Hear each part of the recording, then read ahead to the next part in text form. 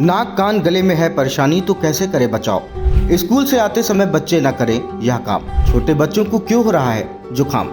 नहाते समय अगर कान में लगा ले रुई तो बीमारी से सकते हैं बच। डॉक्टर शिवांगी मुरारका। कान में खुजली होने पर न करें खुजली, लें डॉक्टर की सलाह।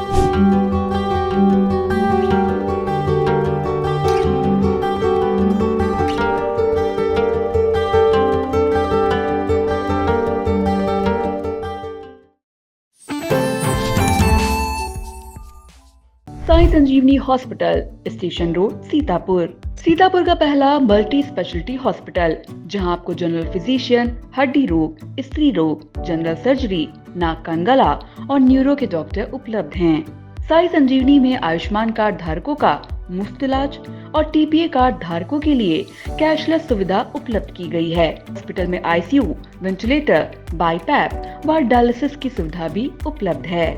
Sai Sanjivani hospital, station road, Sitapur.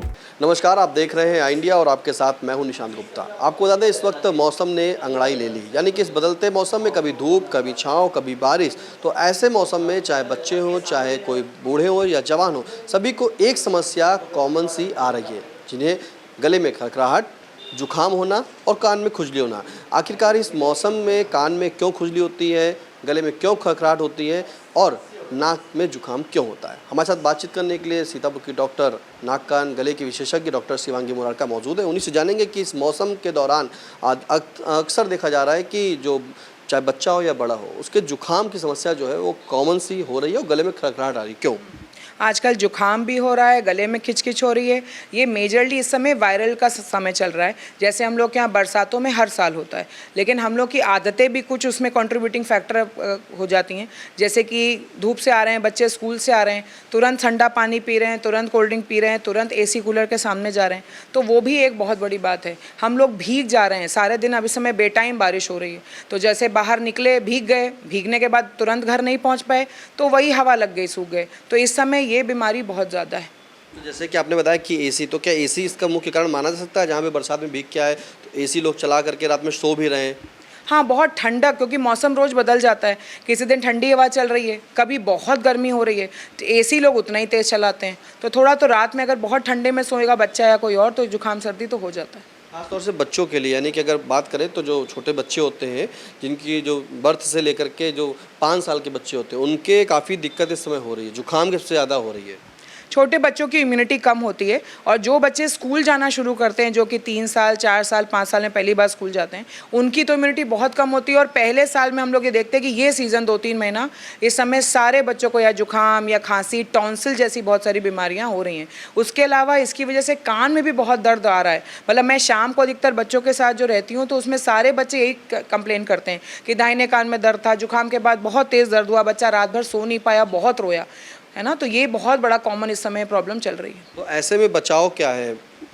सबसे पहले तो मौसम का बचाव करना पड़ेगा कि हम लोग को सर्दी गर्मी, अगर हमको एहसास है कि हम पसीने में भीग गए हैं, तो ना गाड़ी में बैठे एसी चलाएं, ना ही घरों में जब बच्चे आ रहे हैं तो आप लोग कूलर एसी थोड़ी देर बंद कर दें। अचानक से धूप से आके ना वो नहा सकते हैं, ना वो एसी कूलर में बैठ सकते हैं। और रात का तापमान ऐसा कंट्रोल करें कि बहुत ज़्यादा कंबल चद्दर ओढ़े बिना जैसे आराम ना मिले। ऐसा नहीं होना चाहिए कि बहुत ठंडा कर लिया और एकदम कंबल ओढ़ के सोए, नाक मुंह कोई ढकता नहीं है, फिर वहाँ से ठंड चली जाती है। अभी हम आप ही के यहाँ पे बैठे हैं, तो अभी पेशेंट आपका देखा कि एक कान बहने की भी शिकायतें लोग लेके आ रहे हैं।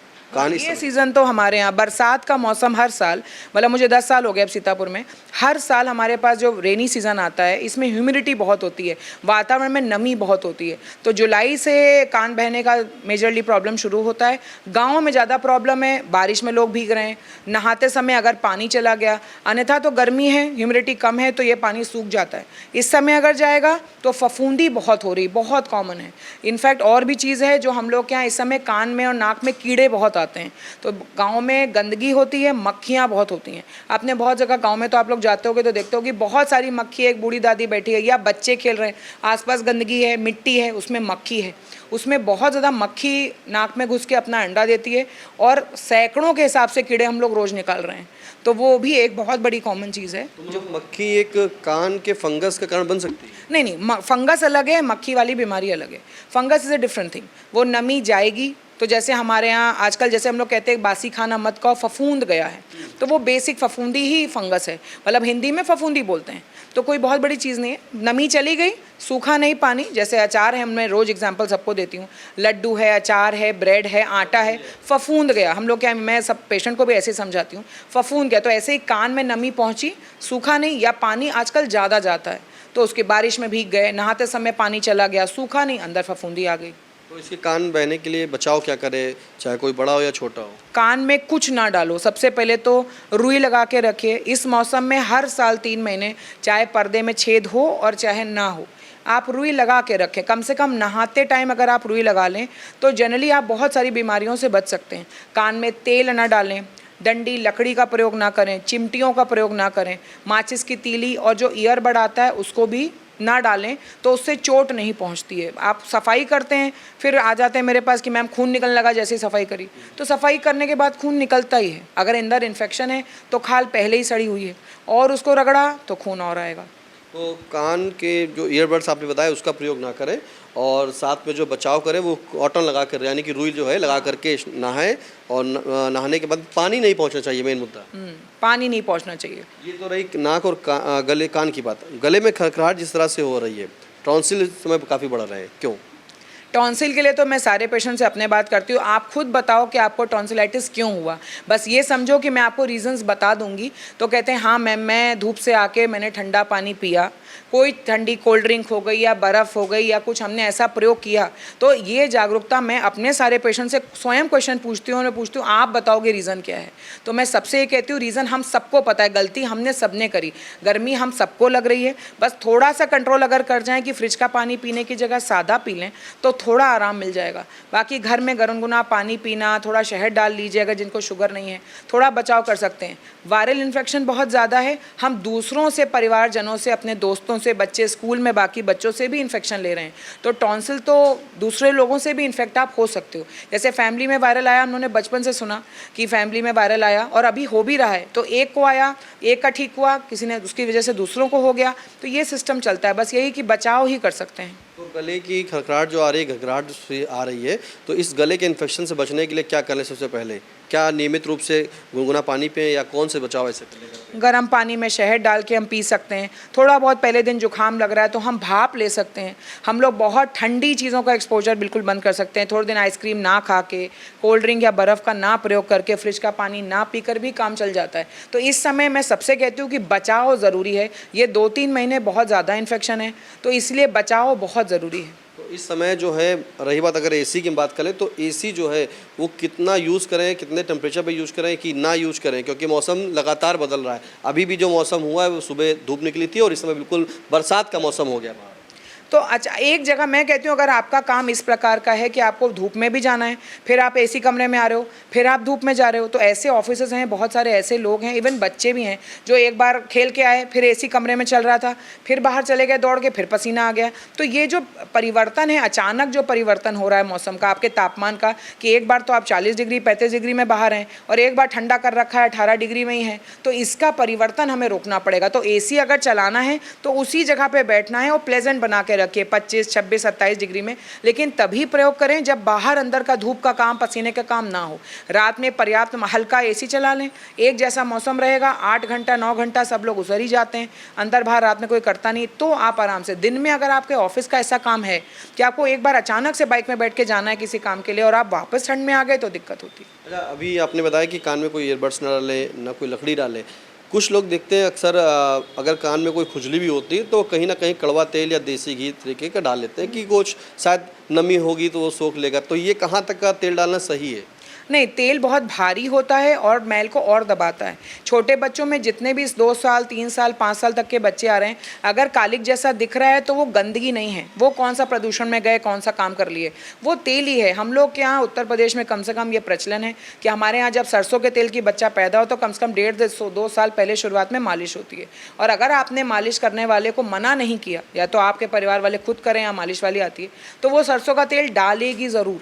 तो हमको आगे बढ़ के मना करना पड़ता है कि कान में मत डालो, कान में कोई छेद नहीं है जिससे वो पार चला जाएगा। वो तो कान में भरता जाएगा, एक जगह भरता जाएगा, थोड़ा निकलेगा, थोड़ा भर जाएगा। आप 1.5-2 साल डालोगे तो भर ही जाएगा।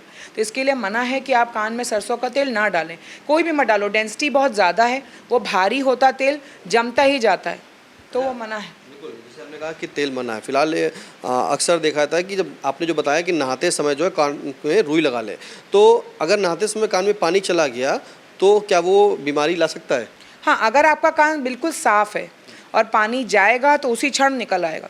लेकिन अगर आपके कान में बाय द वे मैल है और हमको नहीं पता, मतलब बहुत सारे लोगों को नहीं पता, जब मैं देखती हूँ तो बताती हूँ कि कान में बहुत मैल है, लेकिन अगर आपको नहीं पता और मैल है और पानी चला गया तो वो सूखने देगा नहीं, उसी मैल में वो फंस के सड़ जाएगा, तब बहुत दर्द होता है। इस समय जो बरसाती मौसम है, इस समय कुछ चीज़ों का सड़ना, चाहे घर का खाना हो चाहे चमड़ा हो, हर जगह सड़न बहुत कॉमन है। मतलब हम लोग के यहाँ इन्फेक्शन और सड़न इस समय कॉमन है। तो अगर नमी रुक गई कान में किसी वजह से, अगर आपके कान में मैल है किसी भी वजह से, तो अगर आपके पानी चला गया और रुक गया तो सड़न निश्चित है।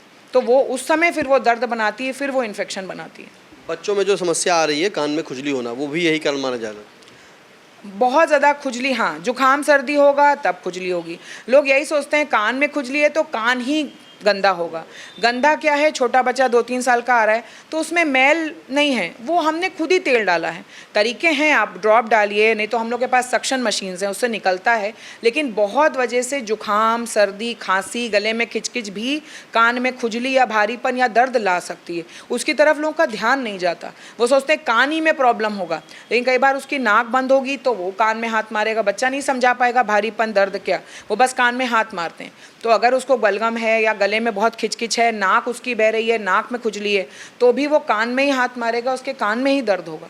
जुकाम का कारण जो है वो कान तक जा सकता है? हाँ बिल्कुल, जुकाम का डायरेक्टली हमारे नाक और कान के बीच में काफ़ी इंपॉर्टेंट नली है, हम लोग भूल जाते हैं, अंग्रेजी में यूस्ट्रेशन ट्यूब बोलते हैं। बाकी अपने लोगों के लिए है कि कान और नाक में कनेक्शन है, और नाक का जुकाम कान में भारीपन लाता है, बस जागरूकता की कमी है। जब मैं लोगों को बता देती हूँ तो मुझे हर बार आके बोलते कि मैम इस बार आपने बता दिया था ना, हमको मालूम पड़ा जुकाम हुआ तो कान भारी था, मैं हो तो हमेशा से रहा था, आपको बस पता नहीं था। देखिए, ये तो हमारे साथ नाक कान गले की विशेषज्ञ डॉक्टर शिवांगी मुरारका, जिन्होंने बताया कि आज जो बदल रहा है मौसम, इस मौसम में एक सबसे बड़ी समस्या, सबसे ज़्यादा कान में खुजली होना, यानी कि फंगस भी हो सकता है।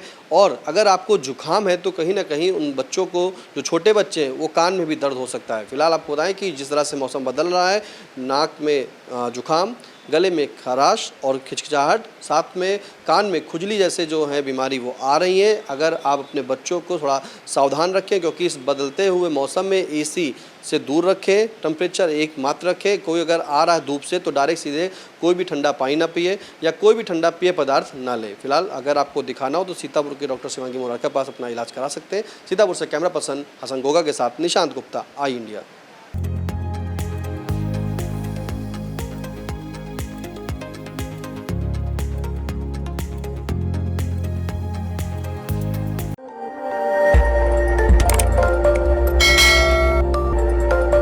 खबर आपकी, नजर हमारी। देखते रहिए आई इंडिया।